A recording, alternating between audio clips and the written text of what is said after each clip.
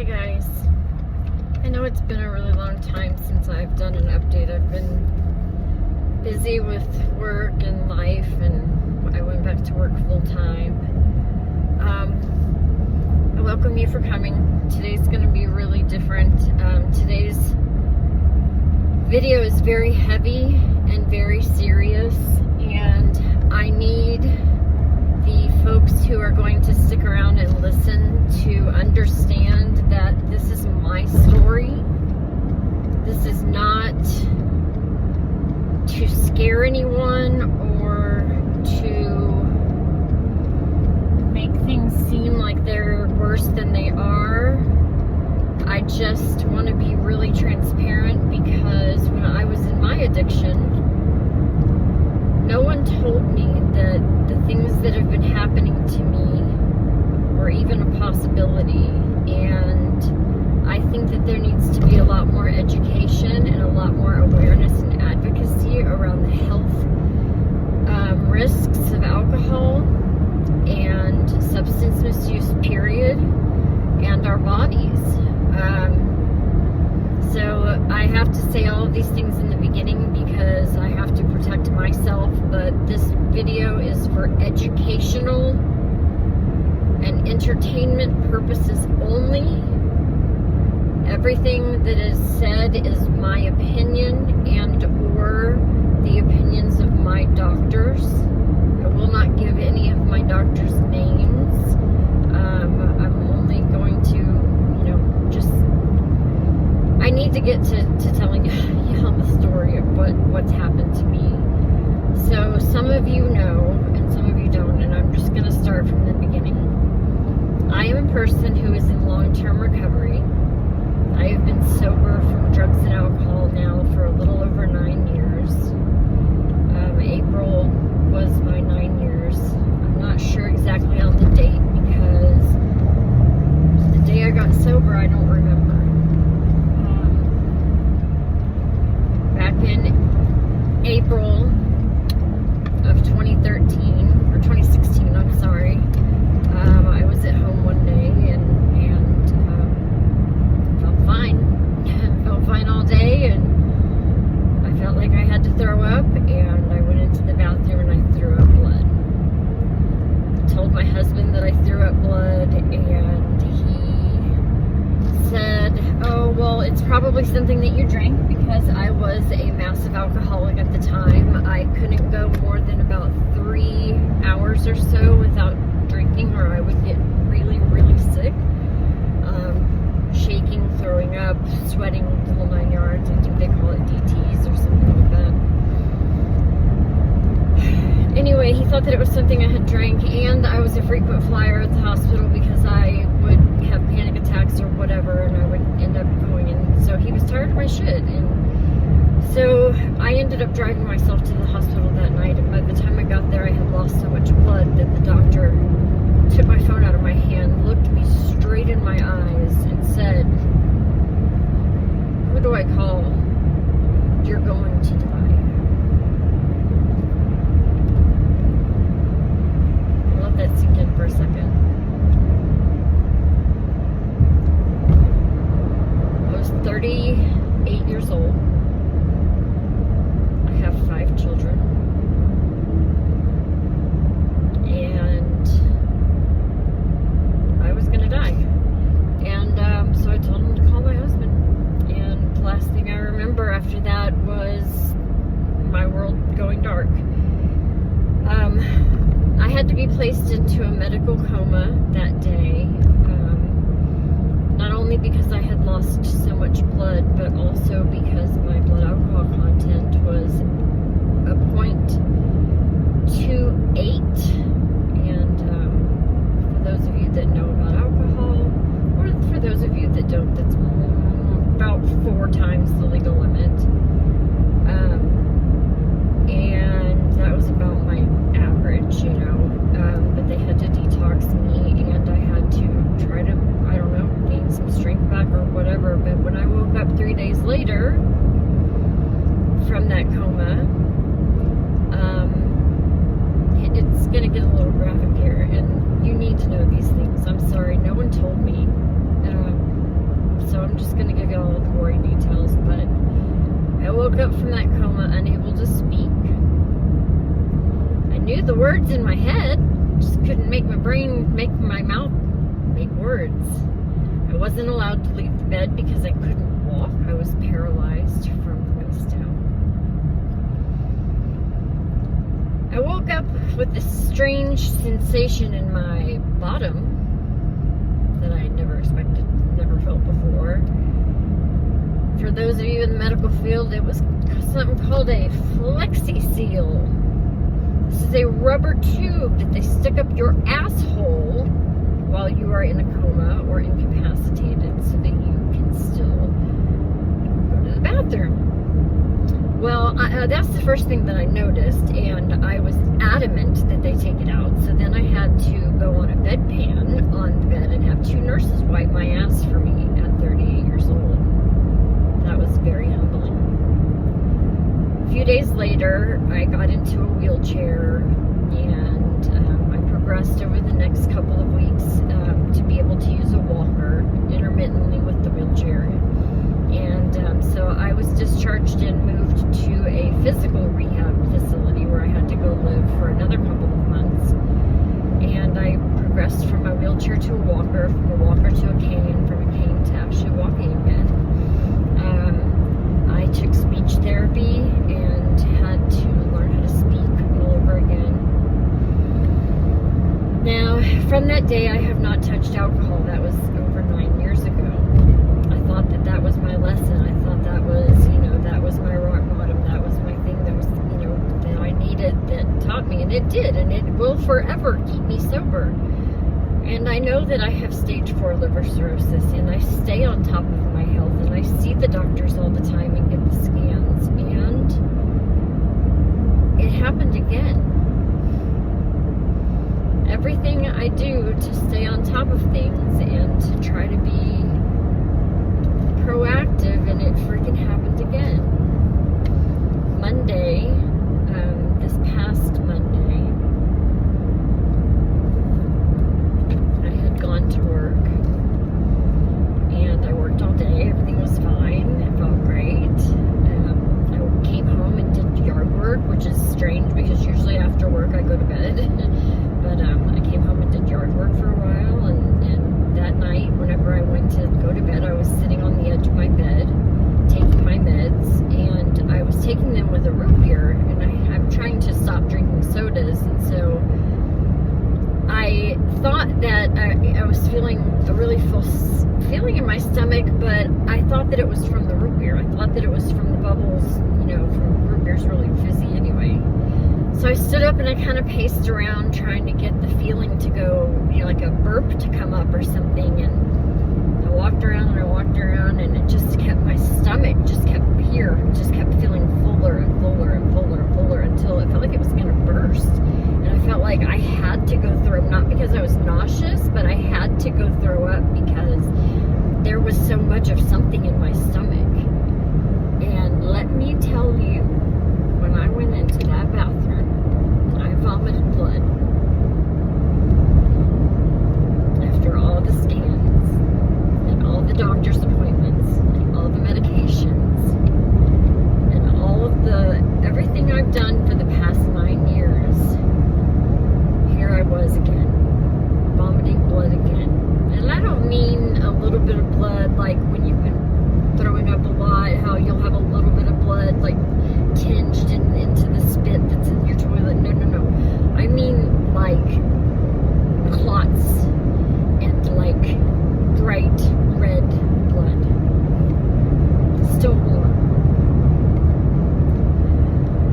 I screamed for my husband, who had just fallen asleep. He jumped up and came in the bathroom when he saw the blood in the toilet. I was like, oh, okay, yeah, we're going to go to the hospital now. So we packed a bag, jumped in the car, and rushed to the ER. It was about 10:30 at night. We rushed to the ER, and I couldn't stop vomiting blood again in the ER. And my husband had to sit there and watch me vomit blood, and he is now extremely traumatized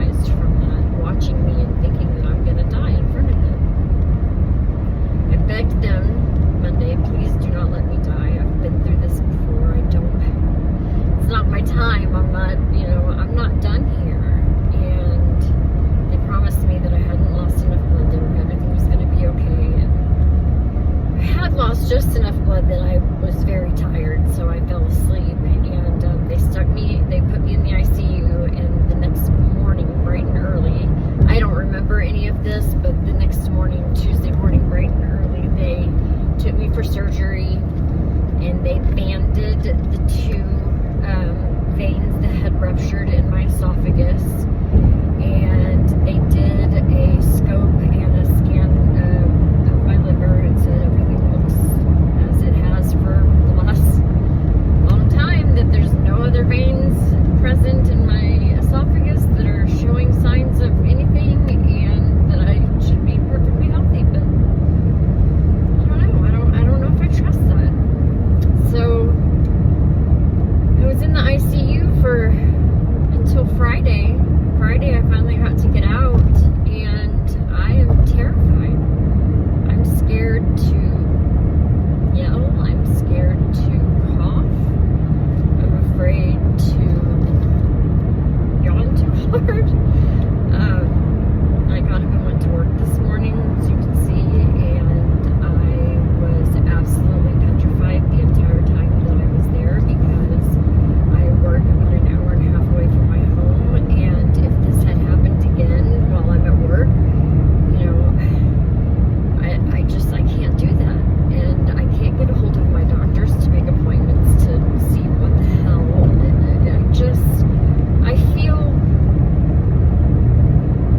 and I have incredible doctors. I want to preface with saying that first. I have very, very good doctors that I've been with for a long time, and they've worked very hard for me, and I've worked hard as well. And I feel betrayed. I feel betrayed by Western medicine. Why am I putting so much poison into my body all day, every day, that every single one of the medications says it's bad for my liver, but I have to fucking take it? Sorry. I have anxiety and depression and PTSD. I have PTSD from this happening the first time. I have to take medications, and they all say they're bad for my liver, but what other choice do I have? I don't drink. I don't do drugs.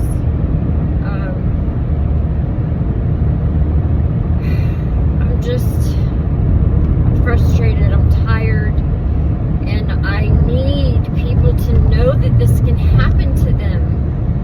If you are a drinker, you don't have to be a massive alcoholic. You don't have to be a binge drinker. If you have liver damage at all, and your liver is even inflamed, this can happen to you. Your esophagus can rupture with no warning signs, and you will bleed out and die. I wish more people knew that.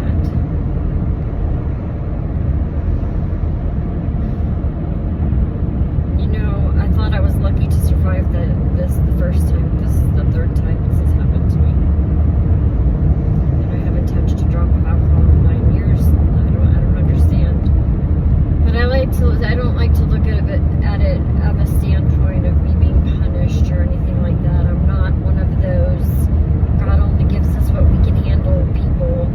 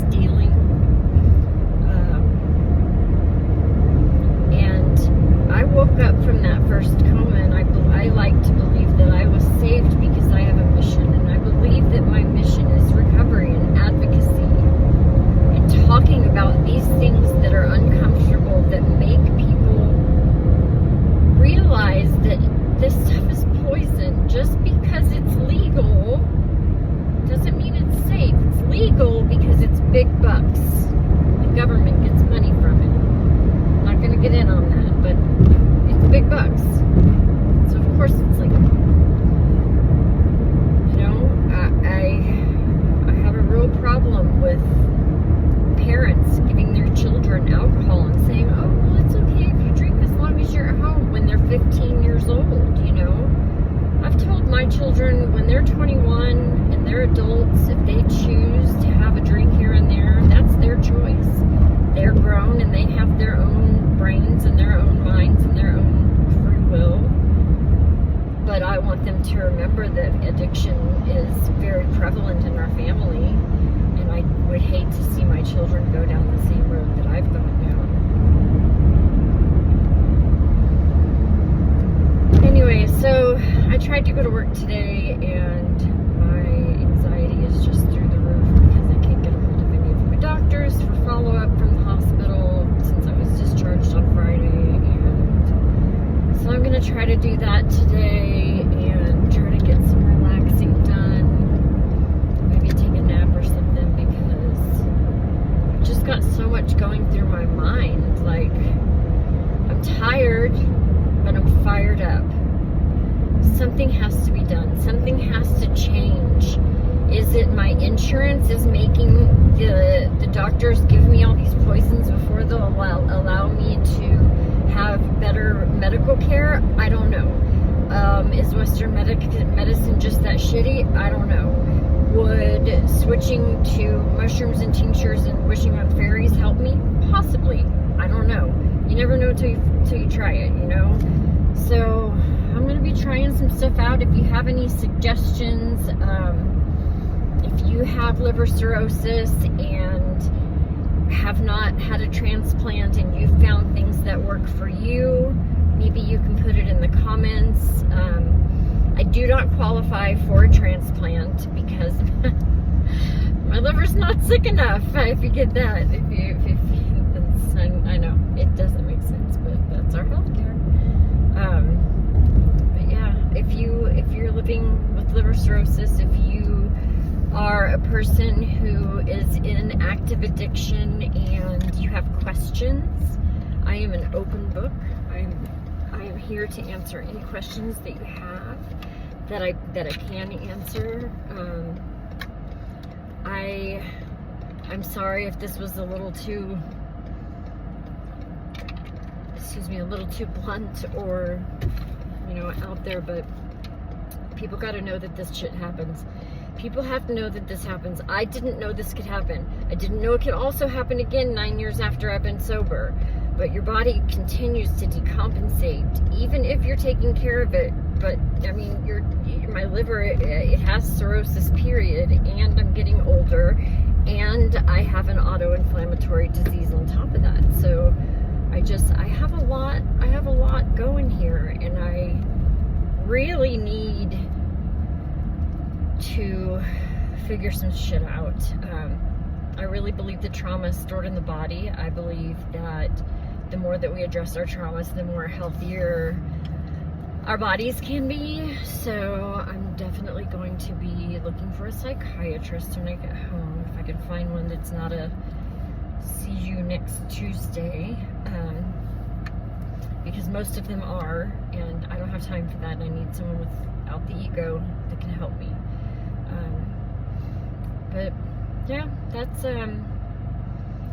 my story of what's been going on with my recovery. You know, putting the drink down, I tell everybody, is the easy part. It's changing all those habits and changing your whole life and getting used to new eating habits and medicine habits and going to the doctor and being honest and all of these different things. And now, you know, I'm not going to drink because it will kill me. But, you know, part of my brain goes, well, what the fuck have I been doing all this shit for the past 9 years? What's the point, you know? I think a weaker person definitely would have relapsed. This is the kind of thing that makes people relapse, and I am not going to. That's the last thing that I would ever want, especially after this weekend or week. But I just wanted to share that and let people know what's going on. So the technical terms are, I have stage 4 liver cirrhosis. Stage 4 just means that it has reached actual cirrhosis. My liver is solid scar tissue. I have portal hypertension, which is the high blood pressure from the liver up. And that is what caused varicose veins to form in my esophagus. And those varicose veins, or varices, are what ruptured and bled into my stomach, causing me to then start vomiting blood. It was coming out other places too. I just figured I would save that part. That could be kind of like assumed or whatever. So I feel fine today, but you know, never know. It could happen today. It could happen anytime. I implore you, if you're sober curious, hang out with me. I will help you. If you have questions, I will help you. I don't want to see anybody else die from this. It's such a preventable disease. It's so preventable. And there's ways to have fun without alcohol, and there's ways to deal with our traumas and our emptiness without alcohol and drugs. We just need better mental health care, and we need to start advocating better for ourselves and speaking up when things happen and speaking out when we feel like we're not getting our needs met, you know? I could go on and on and on, but I'm almost home and I don't want to talk about this in front of my kids, so they've heard me talk about it enough. Anyway, I hope that if anyone is still around, I hope that I didn't freak you out too much. And I hope that if you have been curious about your relationship with alcohol, I hope that this scared you just enough to want to put it down. I mean, adults are adults. I'm not going to judge anyone or tell anyone what they should do, but alcohol is poison, and it is killing you. Every single sip is doing damage to your cells and to your body and causing inflammation that is irreversible. I'm telling you, it will kill you. So please, think about it. Think before you drink. Not just about the drinking and driving like is pounded into our heads, but think about your health. Think about your family that's going to be left here when you die suddenly. Think about those things. I care deeply for you all. I care deeply for my substance use recovery community. I hope that I have some people stick around from this, because not everything is all rain clouds and thunder all the time. Sometimes I'm happy, but I mean, I'm happy today. I really needed to tell this story. So if you guys would like to hear a series of trauma dumps, like, you know, different ones about different things that I did in my addiction that are either insane, or I'm lucky to be alive, or I'm lucky to not be in prison, let me know in the comments, and I can definitely do some story times. If you would like some tips and tricks and resources for where to turn to begin your journey of recovery, I can do that. Let me know in the comments if that's something that you're looking for. If you just have a question or a comment, I'm open.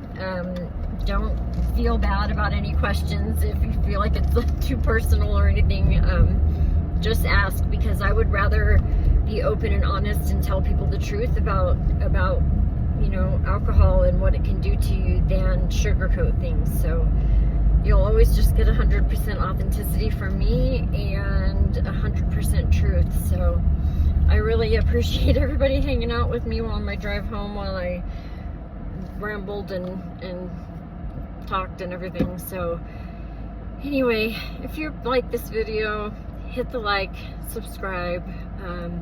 I'll try to make more frequent videos and keep you guys updated on what's going on with me. But thanks for sticking around.